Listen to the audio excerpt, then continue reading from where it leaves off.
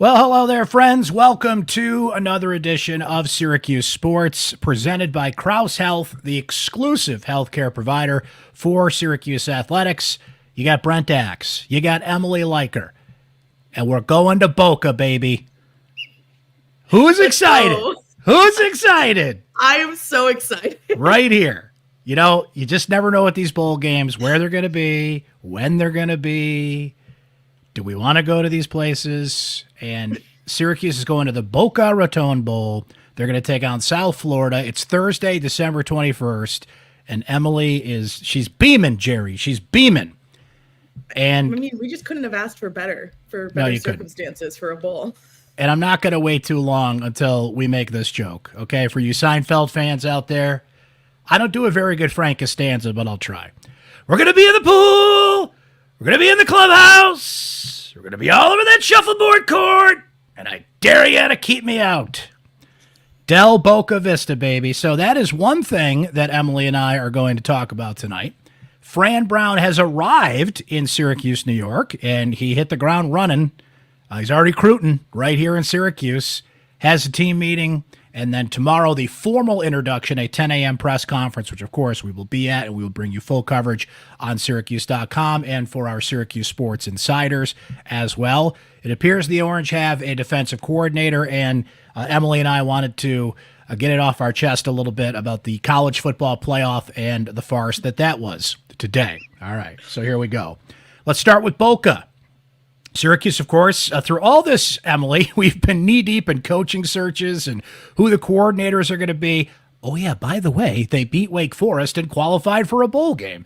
And we learned today it is Boca Raton, Thursday, December 21st. It's an 8 p.m. kickoff. By the way, there's also a basketball game that night, the Greg Paulus Bowl, if you will, as Syracuse takes on Niagara at the Dome. South Florida is the opponent, a fellow 6-6 opponent for Syracuse. I'm going to be very honest with you guys. I did not see 1 second of South Florida play this year, but I do know they're 6-6. I do know you might be having a little deja vu as a Syracuse fan going back to the Big East days when the Orange took on South Florida regularly.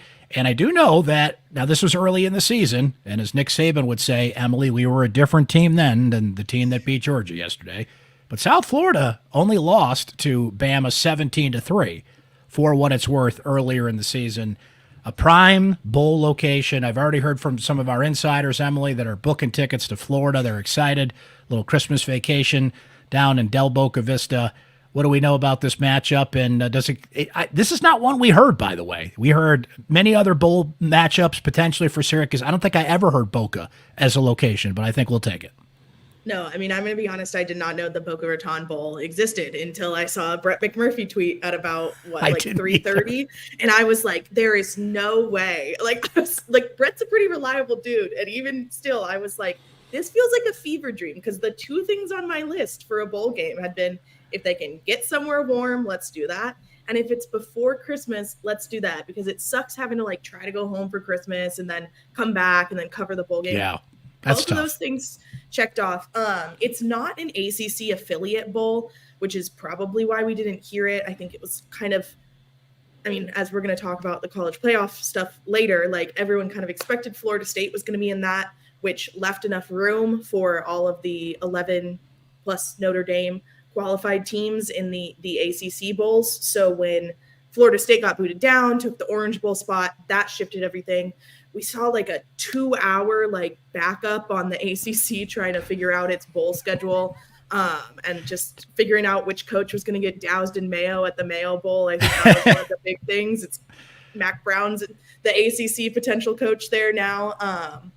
So yeah, definitely unexpected. It's not the most renowned bowl ever, but in terms of what Syracuse could be asking for at 6-6, I think you got to be satisfied. There's a lot of Syracuse fans that live down south, that live in Florida, that will be in Florida for the holidays or will make a holiday out of it, right? Because at the end of the day, that's what bowl games are. It's a destination. You want to go to this place, and you got to sell tickets. And it's not just from a football standpoint, it's the extra practices and everything you get with that. It's a status thing. You don't want to be one of those teams that didn't make a bowl game this year. But there were some other bowl games that were just kind of shoulder shrugs in terms of those things. destinations. Where do I want to go? Do I want to spend 4 or 5 days in this place? And nothing against El Paso or Annapolis or some other places that seemingly were on the radar. Birmingham, right? Yeah. I'll take Boca, right? That's it's with middle of that's actually like the first day of winter, but we know winter starts basically on Halloween in Syracuse, right? So that'll be a nice getaway. And as mentioned, there's a ton of Syracuse fans that live down there now. I'm already hearing from some of them and our Syracuse Sports Insiders. And there you have it. So that's what it shook out as. Jim Phillips having a rough day, as we mentioned with the Florida State thing we'll get to. There was some tweets that they were trying to shake out who's going to what bowl game, and there were discussions about that. At Syracuse, it had been reported a couple hours ago. It was a Boca, and we just kind of waited for official confirmation, and it's there. So there you have it, friends. Now you know the bowl game. The big question, Emily, is who's going to coach Syracuse in that bowl game. I'd imagine we're going to find out the answer to that tomorrow when Fran Brown has his introductory formal press conference as the new Syracuse football head coach. And this is a different question now, Emily, because Georgia's out of the playoff. I had heard definitively that Fran Brown was going to ride it out if Georgia made the college football playoff, and why not? You're going for a third straight championship, one last hurrah, stick with your guys right through that, and that would be understandable. Now that Georgia's out of the playoff, does he put his focus on Syracuse? There's 17 days until the early signing period in recruiting, which is essentially signing day now. He's going to hit the ground running on the day the portal opens, tomorrow, December the 4th. We're speaking on Sunday night here. There's a lot to do. There's a lot to line up. I don't think he'll coach the bowl game, Emily. I would imagine Nunzio Campanelli, who by all indications is going to remain on this staff, they were standing side by side at the Dome tonight watching a high school football playoff game. Shout out to our friend Tommy at CNY Central, who got great video of that, right? So if I'm Fran Brown, do I kind of push my chips in the middle of the table and go all in now? I think Kirby Smart would understand, particularly now that they're out of the playoff. Right. I think it'll probably kind of end up being a situation like we saw with the coordinators, with Syracuse's coordinators last year, where obviously they lost Tony White and Robert and I before the bowl game, and then had to bring in interim, promoted Jason Beck and then had an interim in Nick Monroe. And so it'll probably be something like that, where like Rocky was hired, but Nick Monroe still did the defensive coordinator job for the bowl game, where I think Fran Brown will be around, and especially so now that the college football playoff isn't in the cards for Georgia, isn't happening for Georgia. But I don't necessarily think they're just going to he's just going to completely take the reins. I mean, one of the big things you have to consider is he doesn't have an assistant staff in place yet, at least not an entire assistant staff in place, and an assistant staff that the players have worked with and are comfortable with. So this is all the very messy part of college football and bowl season and when coaches leave and stuff. And like you said at the beginning, I think we'll get a lot of clarity tomorrow what this looks like, but it's not going to be a black and white scenario, he's coaching it or he's not. There's probably going to be some grayness to, okay, he's there, but Campanelli is going to be in charge of the playbook, whatever. Before we hear from some Syracuse Sports Insiders, and the info's right there on your screen, but if you're just listening, text the word orange to 315-847-3895. You become a Syracuse Sports Insider. It's a 2-week free trial. After that, it's just $3.99 a month. It has been a whirlwind for our insiders here with the coaching search going on. Now we're tracking down coaches, basketball opinions, thoughts during Syracuse's game against LSU earlier this week, against Virginia on Saturday, and just my opinions first. You get direct access to me. Guys, this is not a group chat, although that might be fun sometimes. It's direct to me. I text you, you text me. I'm going to ask one, maybe two of your questions at the Fran Brown press conference on Monday. I've been getting your opinions on the college football playoff. Emily and I both have a Heisman vote that we have to submit by 5 o'clock on Monday. I submitted mine. Oh, I submitted mine. Shh, don't tell anybody. Can't talk about it yet. Can't talk about it. I will say the person I'm going to vote for plays for a mascot that either barks, quacks, or roars. And I'll leave it at that. That's my top 3 in some order. So you guys have been helping us out with that, shaping our coverage, asking the questions that have led us down these roads here. So become a Syracuse Sports Insider today, and I want to hear from some of the insiders, Emily. After that, we'll discuss who we think Syracuse has selected as their defensive coordinator, who I'm hearing could be their offensive coordinator, and then we'll get some playoff thoughts in there, and the arrival of Fran Brown into Syracuse today and a couple other nuggets on that. But to the insiders we go. They've been hot and heavy all weekend long, and here's what they've been saying, just on bowl games, just on Fran Brown's coordinators, things that have been happening today. They're pretty excited about the Boca Bowl. I'm seeing Ed here. He's already got his plane tickets booked. He's ready to go. Our friend Jeff from Twitter hops in to say, Brent, between a great bowl destination, the new coach's arrival, and an outstanding defensive coordinator hire, this feels like one of the biggest days in a long time for Syracuse football. And he notes he's pretty pumped about that. Okay. Boca loves the Cuse, John says. Let's see. I'm just going through these in real time here, guys. Now we're going to get to the playoff thing here. We had a lot of you chime in on the playoff before and after the pairings were put out. Vern saying Florida State being left out is a travesty. Politics have taken over the process. Sports are supposed to be immune to entitlements given to the powerful. Not true today when an undefeated team is passed over for a less qualified and deserving candidate, all because of an injury to one of its players. Emily, we just kind of talked about this. A lot of you have been asking if Fran now is going to coach the bowl game, and we're going to find that out for sure tomorrow. And that was a big question before the playoff pairings got out today. It's an even bigger question now, now that we know the 4 teams that are in the playoff, and Georgia is not one of them. This is from MDB, who says, would be great irony in the last year of 4 teams that the league, the SEC, who insisted expansion wasn't needed because they felt like they always had an auto bid, would be left out. Rest assured, they were not. Hispama made it in. Kind of ironic they made it in with ESPN's affiliation coming up with the SEC, right, Emily? Yeah. I also don't think the SEC was against expansion. I don't think that's an accurate statement. You know what?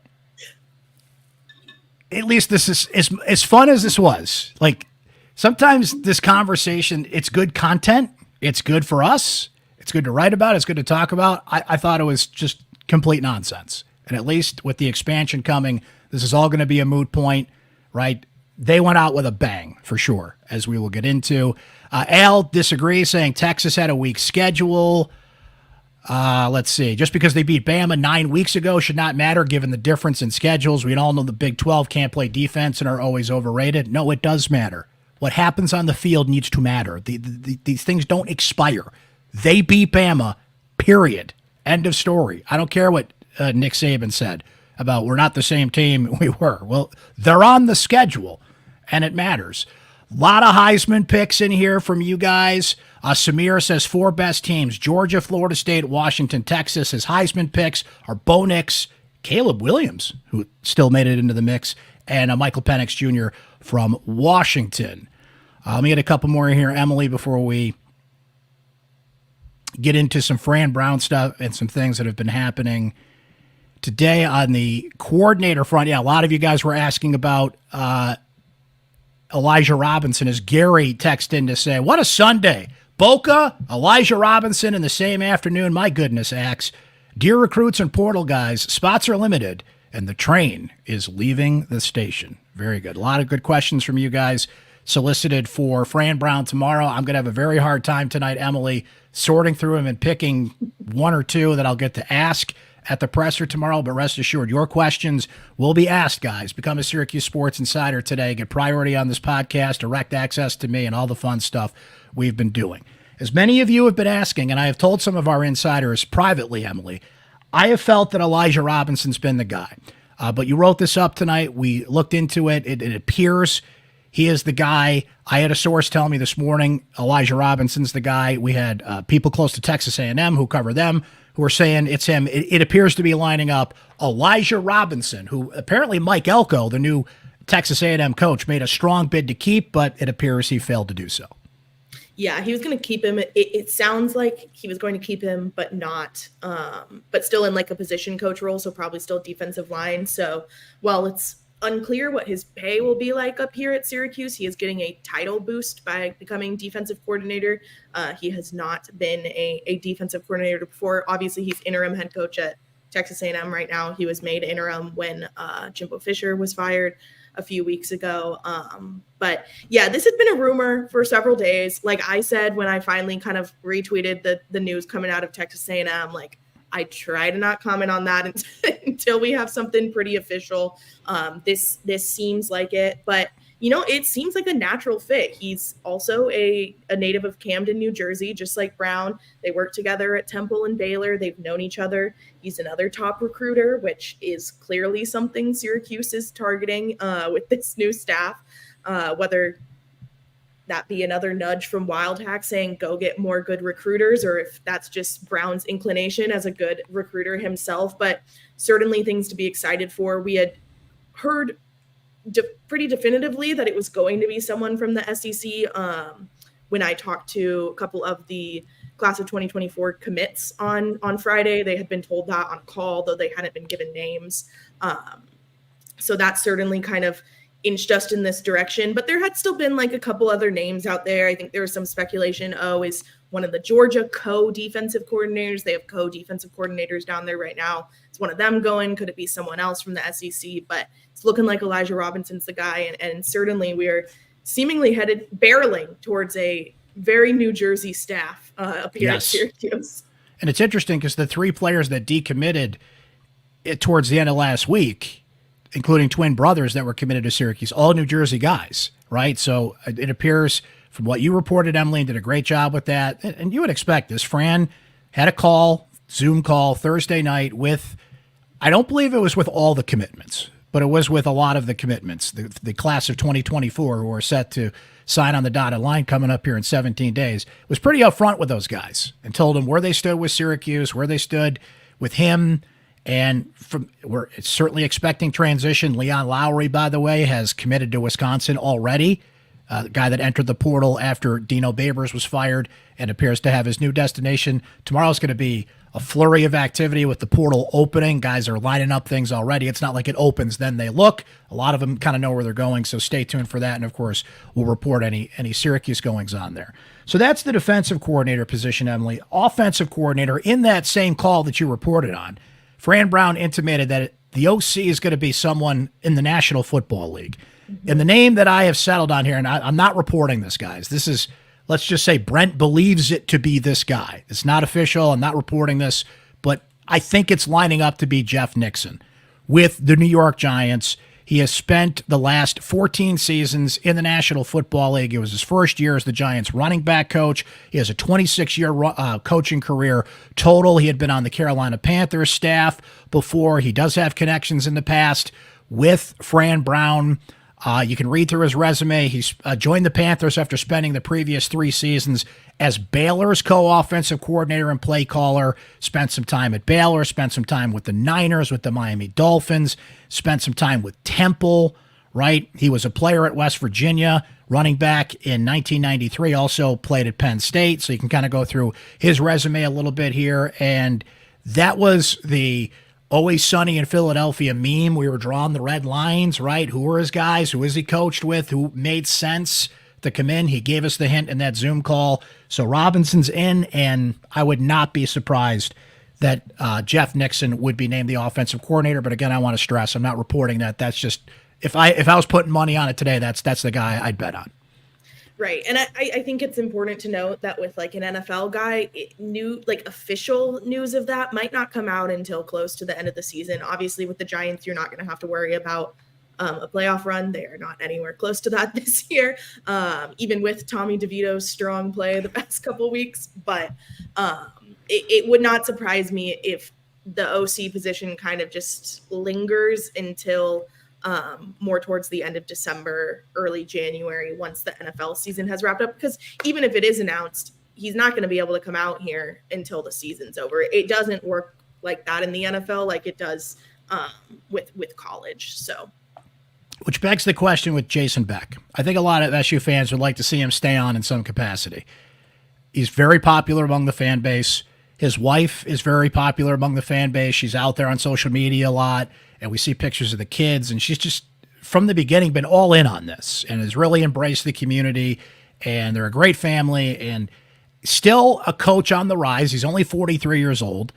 He got the offensive coordinator gig. Would he take the air quotes demotion to only be a quarterback's coach or have some kind of role along with who the OC would be with Coach Campanelli? And we're still not sure what role he would be, if any, if he stays on the staff, as it appears he's going to post his interim gig here.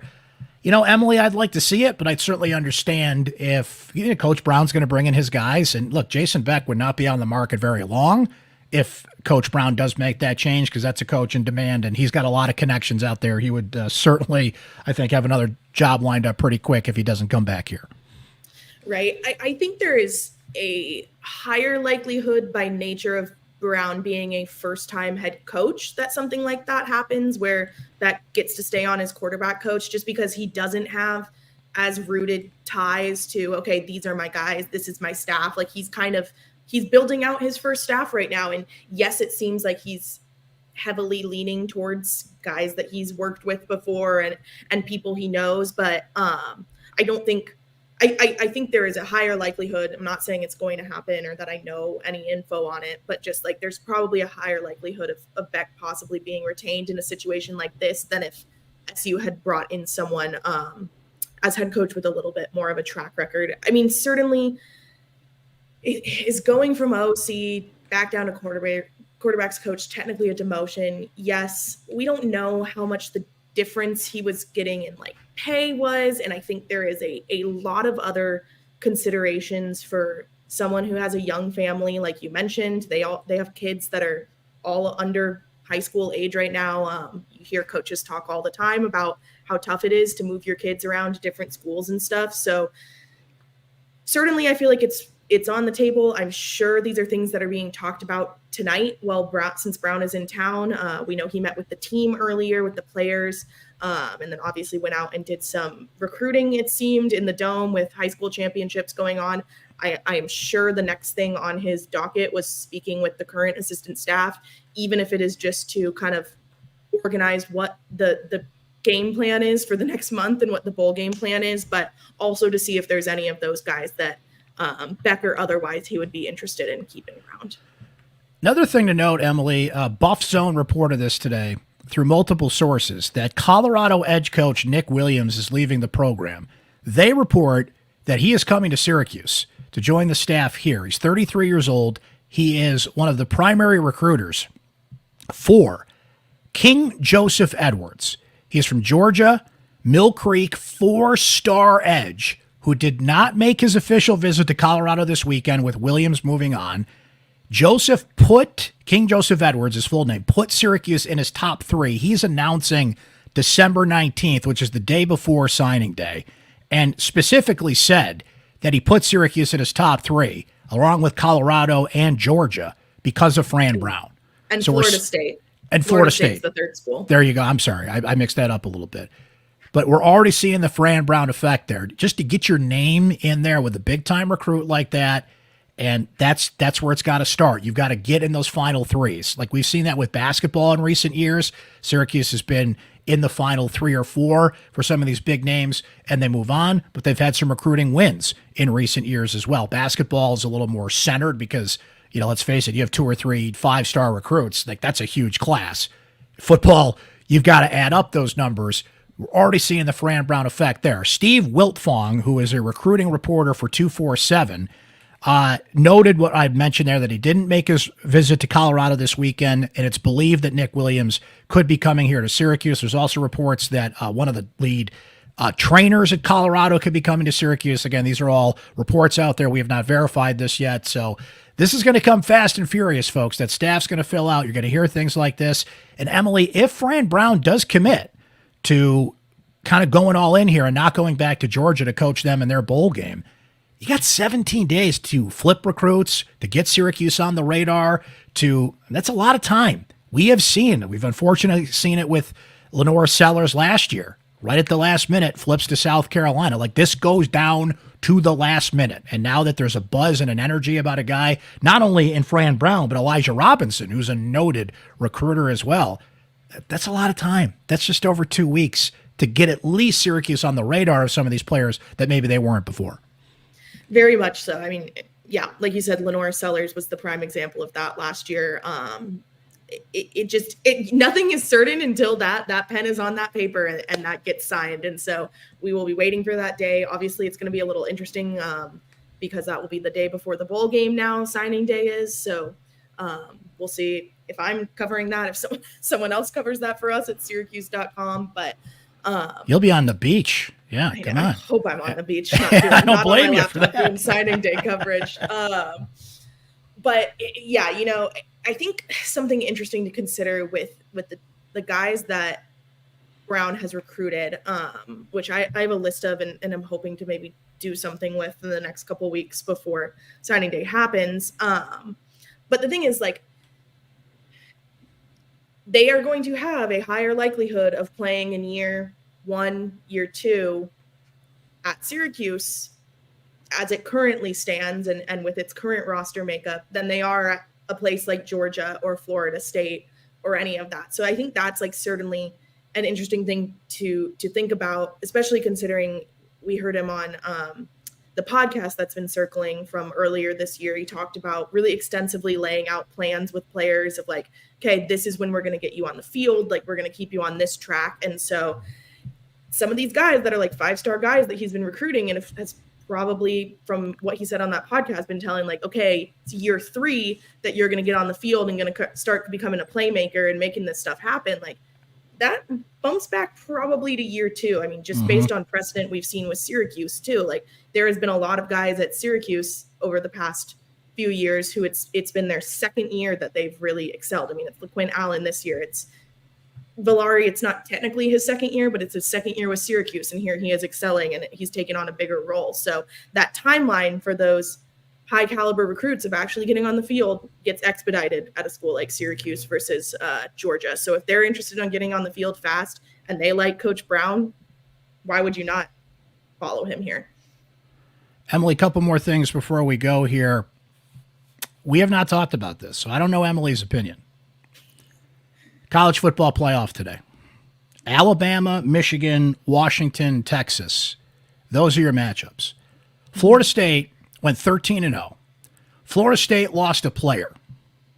They didn't lose a game, yet they were kept out of the college football playoff. That's a travesty. That is a farce. That is many other words I could look up in the dictionary here. Well, the committee and a lot of people on Twitter were wasting their time coming up with scenarios about if this team played, this would be the situation.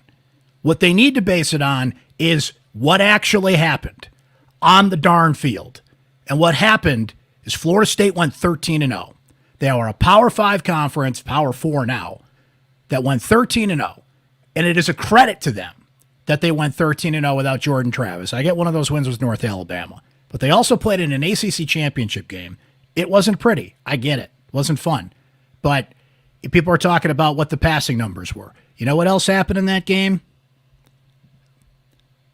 I'll tell you what happened in that game. 7 sacks, 14 tackles for loss, 10 passes defended, 189 rushing yards against what was a stacked box because they knew they had no quarterback play, and a 10-point win over a top 15 team, by the way, with a quarterback making his first start.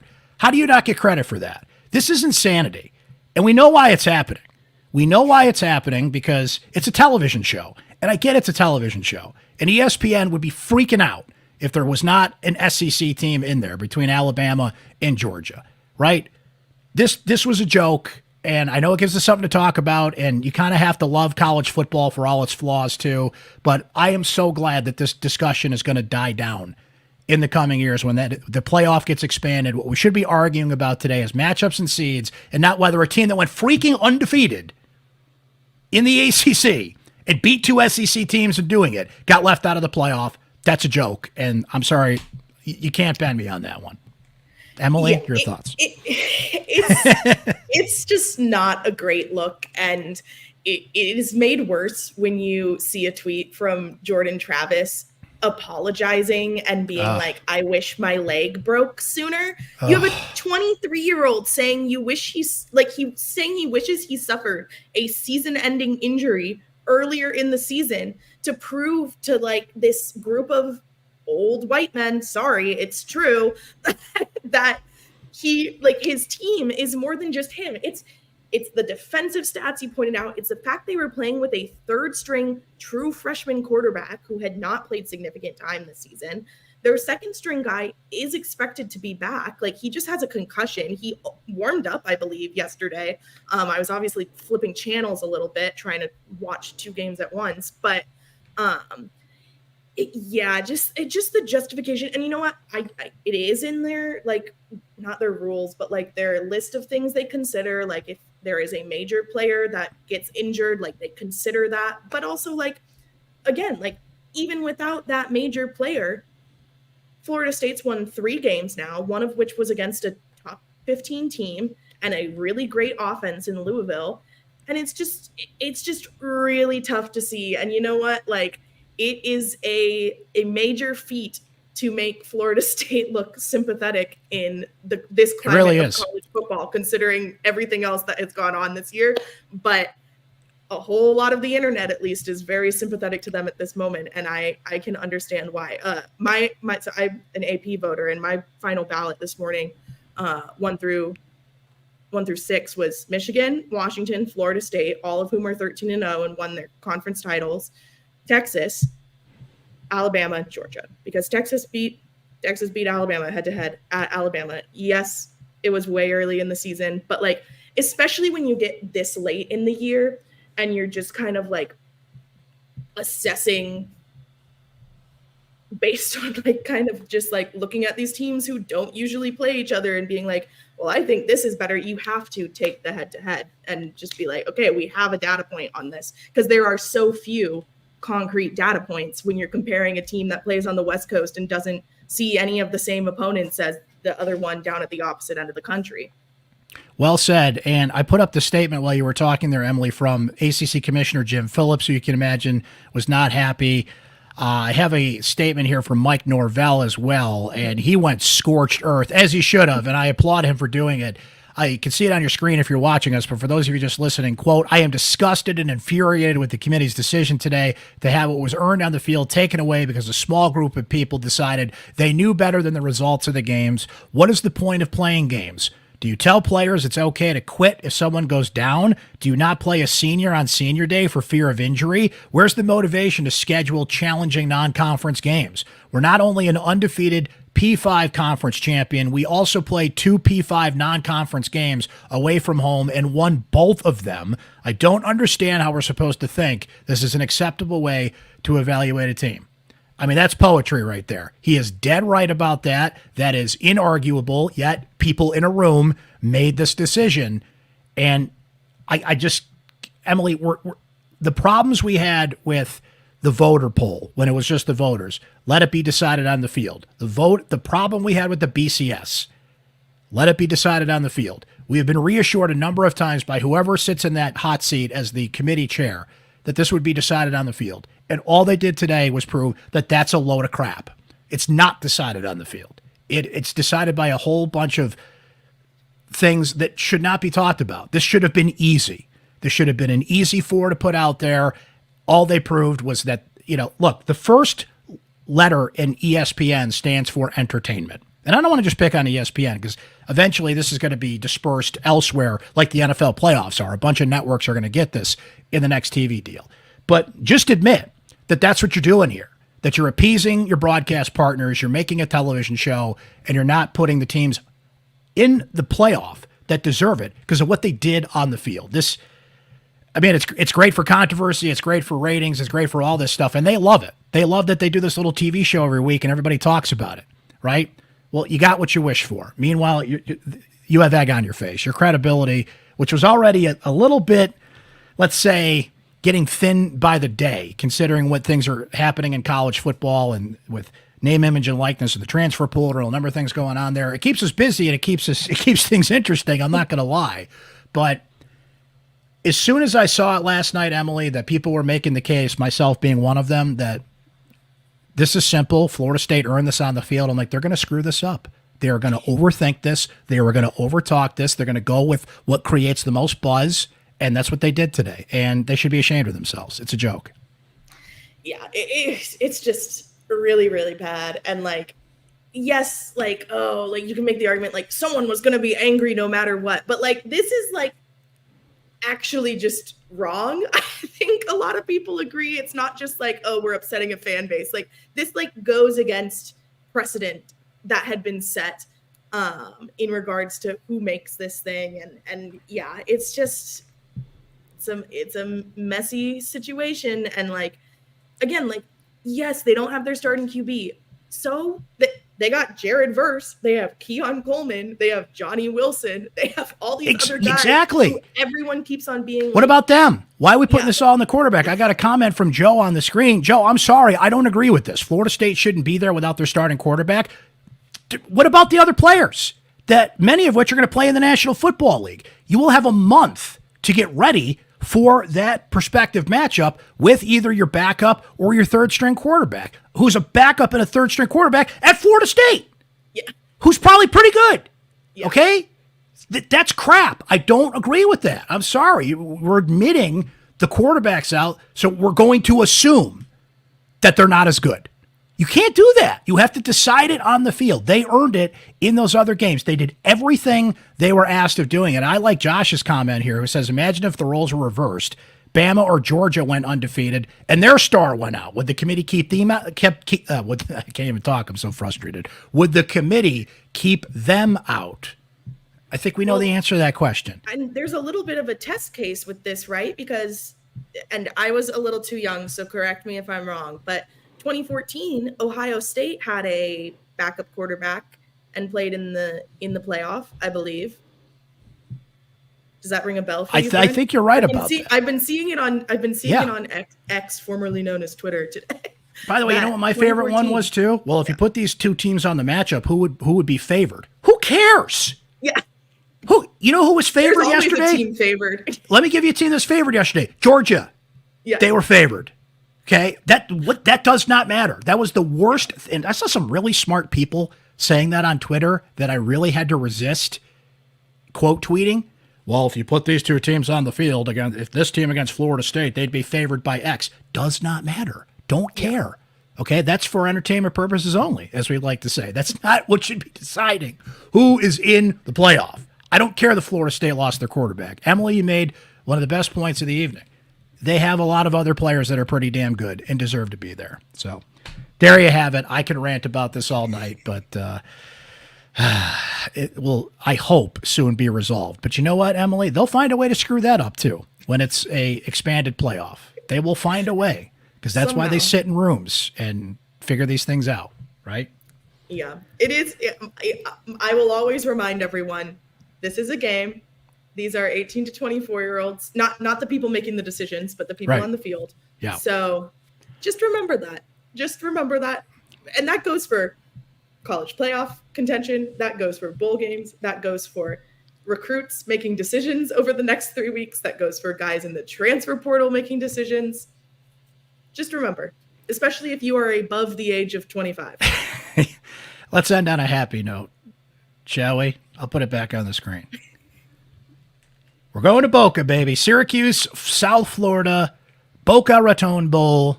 That is Thursday, December 21st. It's an 8 p.m. kickoff.